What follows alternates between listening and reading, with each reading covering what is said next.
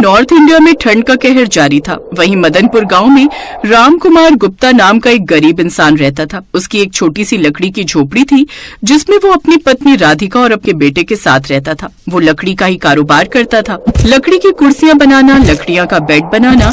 लेकिन ठंड के मौसम में उसकी दुकान चलनी बहुत कम हो गई थी। एक शाम उसकी दुकान पर गाँव के कुछ आदमी आए। अरे राम कुमार, तुम अपनी दुकान बंद काहे नहीं कर देते रे? अरे भैया, दुकान बंद कर देंगे तो बीबी बच्चों को खिलाएंगे क्या? अरे अभी तुम्हारी दुकान कौन सी बहुत चल रही है? तुमसे बढ़िया तो हमारी परचून की दुकान है, सुबह से लेकर शाम तक चलती रहती है। दिन भर में हमने 10,000 जमा कर लिए हैं, अब जा रहे हैं घर। चलो यार, गरीबों के मुंह नहीं लगते। इतना बोलकर दोनों आदमी वहाँ से चले गए। लेकिन राम कुमार गुप्ता को बुरा नहीं लगा। लेकिन रात को जब वो अपने घर पहुंचा तब बहुत खुश था। आज आप बहुत खुश लग रहे, लगता है धंधा बहुत अच्छा चला है आपका। अरे कहाँ राधिका, लोग शहर जाकर अपने लिए फर्नीचर बनवा लेंगे, लेकिन मुझसे एक कुर्सी तक नहीं बनवाए। पता नहीं क्या दुश्मनी है लोगों की मुझसे। अरे पापा, तो फिर आप इतने खुश क्यों हैं आज? बेटा, मैं खुश इसलिए हूँ क्योंकि मुझे आज ही पता चला कि कुछ दिनों बाद प्रयागराज में कुंभ का मेला लगने वाला है। पापा, कुंभ का मेला वही होता है ना जो 12 सालों में एक बार लगता है? हाँ बेटा, वही है, लेकिन हम लोग इतनी दूर कैसे जा पाएंगे? हमारे पास इतना पैसा भी नहीं है इतनी दूर यात्रा कर सके। मेरे पास थोड़े बहुत पैसे हैं और आधे से ज्यादा रास्ता हम पैदल ही पूरा कर लेंगे। हाँ पापा, बहुत सारे लोग पैदल ही यात्रा करते हैं, हम लोग भी पैदल ही यात्रा करेंगे। मुझे पूरा भरोसा है कि अगर एक बार हम कुंभ मेले में पहुंच जाएं तो भगवान हमारी गरीबी दूर कर देंगे। राधिका ने सबके लिए खाना बनाया और सभी लोगों ने मिलजुल कर खाना खा लिया। उसके बाद सभी लोग जमीन पर ही सो गए।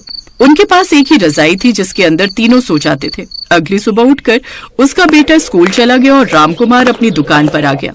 रामकुमार दुकान पर पहुंचा ही था कि तभी उसका बेटा स्कूल ड्रेस में ही रोते हुए उसकी दुकान पर पहुंच गया।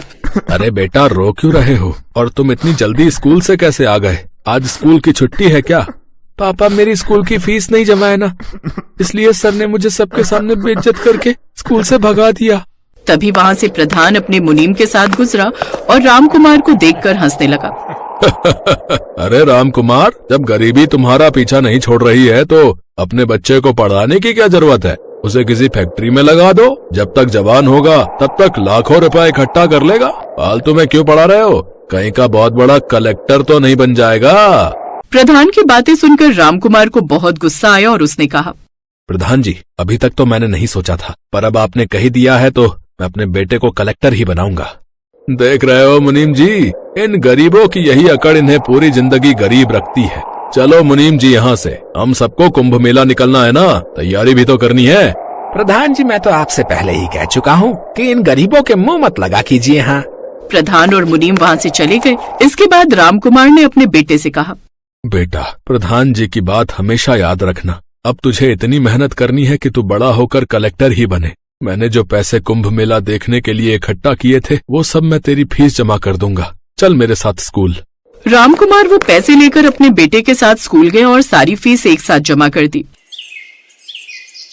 अब उसके पास एक भी रुपया नहीं बचा, लेकिन उसके बेटे की पढ़ाई जारी रही। इस बात की उसे खुशी थी। धीरे धीरे सूरज दिखना ही बंद हो गया, जिससे सारे स्कूल बंद हो गए 1 महीने के लिए। फिर एक रात रामकुमार ने अपनी बीवी से कहा, राधिका, हमारे बच्चे की 1 महीने की छुट्टी है और कुंभ मेला भी कुछ ही दिनों में लगने वाला है। हमारे पास पैसे भी नहीं है तो हम कल सुबह ही पैदल यात्रा शुरू कर देते हैं। जैसा आप कहें। पर अगली सुबह इतनी तेज बर्फबारी और तूफान चालू हुआ कि उसका लकड़ी का घर तहस नहस हो गया। अब वो लोग सड़क पर थे। पापा, ये सब क्या हो गया? हमारा घर तो गिर गया। हम तो आज कुंभ मेले के लिए निकलने वाले थे ना। राधिका, भगवान को जो हमें सजा देनी थी वो दे दी। हमारा सारा सामान भी बर्बाद हो गया। अभी निकलते हैं कुंभ मेला के लिए। कुंभ मेले के लिए चल दिए। जैसे जैसे वो पैदल चलते जा रहे थे वैसे वैसे आंधी और तूफान और तेज होता जा रहा था। शाम तक वो दोनों अपना शहर पार कर चुके थे, तभी अचानक बर्फबारी होने लगी। पापा, इस बर्फबारी में हमें खुले में नहीं चलना चाहिए, वरना हम कुंभ मेला पहुंचने से पहले ही बीमार हो जाएंगे। इस दुकान पर खड़े हो जाते हैं। सही कह रहे हो बेटा। रामकुमार अपने परिवार को लेकर सड़क के किनारे बनी एक समोसे की दुकान पर खड़ा हो गया। तभी दुकानदार ने कहा, हाँ भाई साहब, बोलो क्या खाओगे, समोसे या पकौड़े? कुछ नहीं भाई साहब। अरे जब कुछ लेना देना नहीं है तो यहाँ क्यों खड़े हो? यहाँ से हटो, ग्राहकों के लिए जगह छोड़ो। पता नहीं कहाँ से चले आते हैं। माफ करना भाई साहब, बाहर बर्फ पड़ रही थी तो थोड़ा खड़े हो गए। राधिका बेटा, चलो यहाँ से। अपने परिवार को लेकर बर्फबारी में ही यात्रा करने लगा। धीरे धीरे उसका बेटा ठंड से कांपने लगा। तभी रामकुमार को एक बरगद का पेड़ दिखाई दिया, जिसके नीचे वो तीनों बैठ गए। राधिका ने किसी तरह आग जलाई। थोड़ी गर्मी महसूस हो जाने के बाद रामकुमार ने फिर से यात्रा करने का फैसला किया। ऐसे ही संघर्ष करते करते किसी तरह कई दिनों बाद रामकुमार अपने परिवार को लेकर कुंभ मेला पहुंच ही गया। भगवान का लाख लाख शुक्र है, इतनी मुसीबत के बाद भी हम आखिर कुंभ मेला पहुंच ही गए। रामकुमार ने अपने परिवार के साथ गंगा में स्नान किया, भगवान की पूजा अर्चना की और फिर से अगले ही दिन वहां से पैदल ही निकल पड़े। वापस आने में भी उन्हें उतना ही संघर्ष करना पड़ा जितना यहाँ से जाने में करना पड़ा था। फिर भी किसी तरह अपने गांव वापस आ गए, लेकिन वापस आकर उन्होंने देखा तो उनका गांव कश्मीर के किसी कब्रिस्तान से कम नहीं लग रहा था। पापा मम्मी, हमारा गांव कहाँ गायब हो गया? चारों तरफ तो बर्फ ही बर्फ जमी हुई है। ऐसा लग रहा है हम लोग कश्मीर में हैं। हमारा घर भी देखो बर्फ से ढक गया है। बेटा, हमारा घर तो पहले ही गिर गया था, लेकिन ये अच्छा हुआ कि चारों तरफ बर्फ ही बर्फ है। जैसे मैंने लकड़ी का घर बनाया था, वैसे ही अब हम लोग मिलकर बर्फ का घर बनाएंगे। हाँ पापा, मैंने सुना है बर्फ का घर बहुत मजबूत होता है और गर्मी में एसी लगवाने की भी जरूरत नहीं पड़ेगी। हम लोग बहुत शानदार घर बनाएंगे। आप दोनों क्या बच्चों जैसी बातें कर रहे हो? अभी ठंड में तो बर्फ का घर नहीं गिरेगा, लेकिन जैसे ही गर्मी का मौसम आएगा वैसे ही सारी बर्फ पिघल जाएगी। राधिका, मुझे भगवान का नाम लेकर बस बर्फ का घर बनाने दो, बाकी जो होगा देखा जाएगा। अब रामकुमार और उसके बेटे ने मिलकर बर्फ का घर बनाना शुरू किया। बर्फ की कमी नहीं थी, इसीलिए कुछ ही घंटे बाद एक बहुत ही बड़ा आलीशान और खूबसूरत बर्फ का घर बनकर तैयार हो गया। लेकिन जैसे ही वो लोग घर के अंदर गए, वैसे ही उन्होंने देखा कि घर के हर कमरे में बेडरूम था। घर के अंदर गर्माहट थी और ढेर सारी धन दौलत भी रखी थी। तभी बर्फ की दीवार से एक आवाज आई, रामकुमार, ये घर कोई साधारण घर नहीं, बल्कि जादुई बर्फ का घर है। तुम्हारे परिवार की भक्ति देखकर भगवान शिव तुम पर बहुत प्रसन्न हैं। तुम लोग इतना संघर्ष करके कुंभ मेला गए, वहां ईश्वर की आराधना की और फिर पैदल ही वापस आए। ये देखकर भगवान ने तुम्हें ये आशीर्वाद के रूप में दिया है। अब तुम्हें किसी भी चीज की कभी कोई कमी नहीं रहेगी। इतना बोलकर उस दीवार से आवाज आनी बंद हो गई। बहुत तगड़ा आशीर्वाद दे गए। वो सब घर के अंदर पहली बार बिना किसी टेंशन के सोए और सब खुशी खुशी रहने लगे।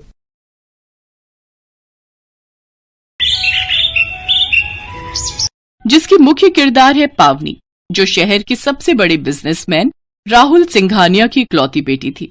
बाय पापा, मैं कॉलेज जा रही हूँ। जस्ट 1 सेकेंड, मैं भी ऑफिस के लिए निकल रहा हूँ, तो मैं तुम्हें ड्रॉप कर दूंगा। Thanks papa, but I am getting late. आप आराम से नाश्ता कीजिए, मैं निकल रही हूँ। अरे रुको ना बेटा, मैं आ तो रहा हूँ। पावनी के पापा राहुल ने अपने हाथ में सैंडविच लिया और वो पावनी के साथ जाकर कार में बैठ गए।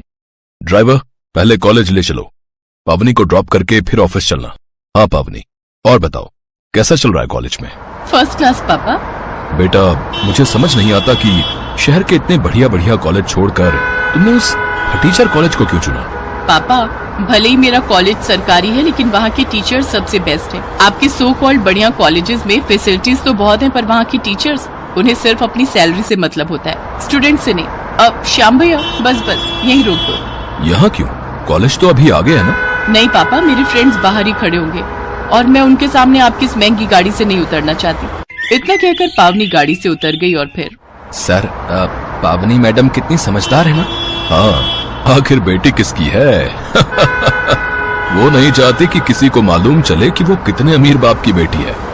ठीक तो है, सब उसके बारे में जान जाएंगे तो ये गरीब फटीचर लोग भीख मांग मांग कर उसे परेशान कर देंगे।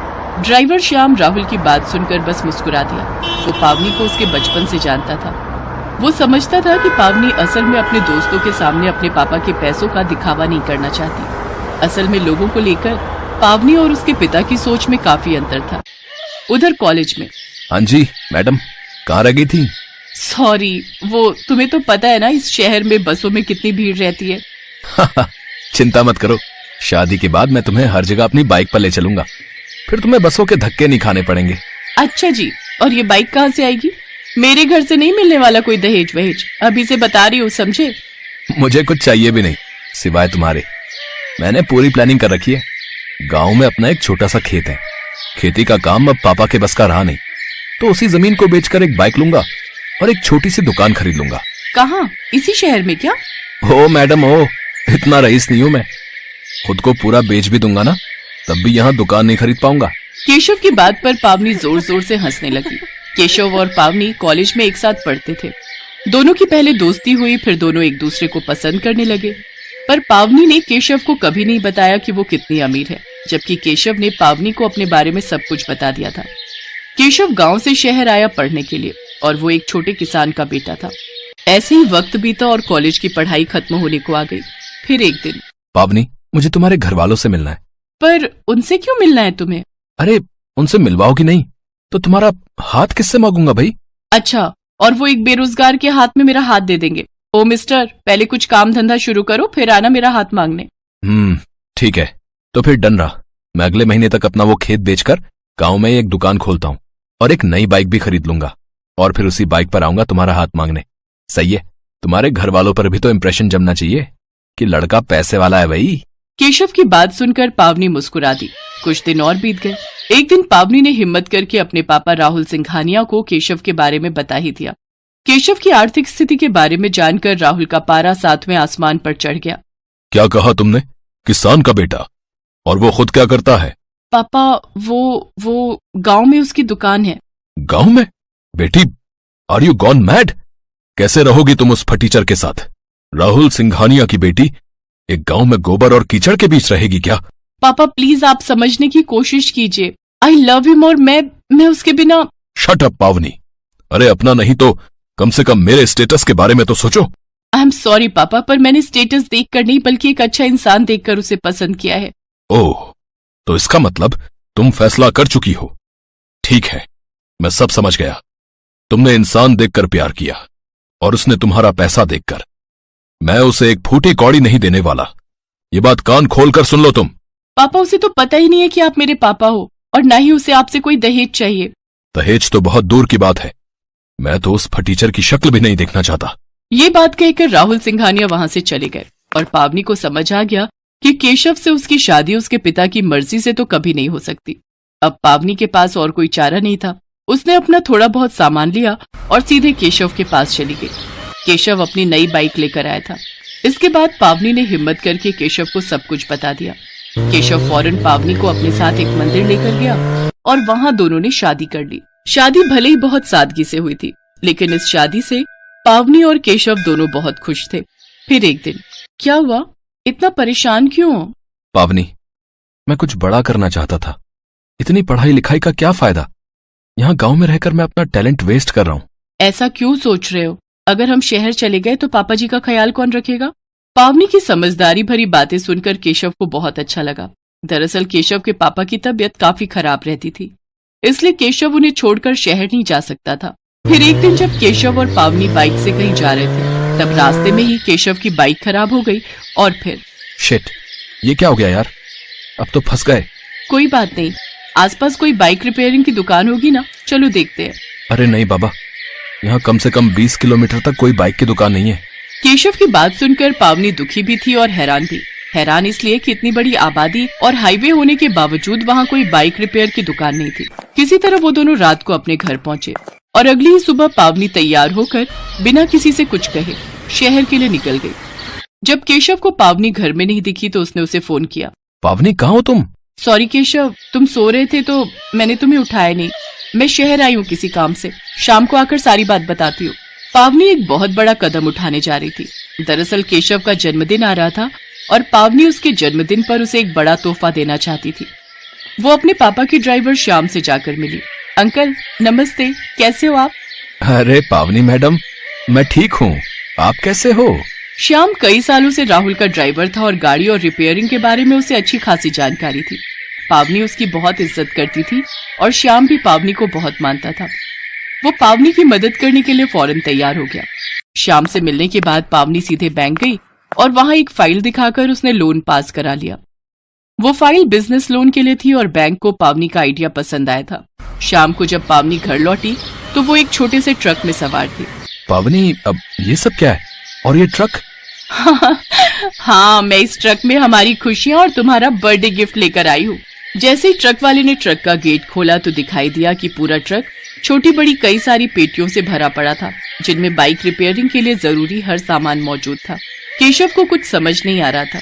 तभी पावनी ने आगे बढ़कर केशव को गले से लगाया और चहकते हुए कहा, हैप्पी बर्थडे मिस्टर। पावनी ने न सिर्फ पूरे गांव की एक बड़ी परेशानी का हल ढूंढ निकाला था, बल्कि केशव को उसके गांव में रहकर ही अच्छी कमाई करने का एक बढ़िया मौका भी दे दिया था। ठीक 1 हफ्ते बाद केशव के ऑटो सर्विस सेंटर का उद्घाटन बड़ी धूमधाम से हुआ। सब लोग पावनी और केशव के लिए तालियां बजा रहे थे और केशव आंखों में आंसू लिए बस पावनी को देखे जा रहा था। उसे एहसास हो गया था कि पावनी के रूप में उसने बिल्कुल सही जीवन साथी को चुना है, जो उसके स्वाभिमान की भी कीमत समझती है और हर मुश्किल में उसके साथ खड़े रहने की हिम्मत भी रखती है।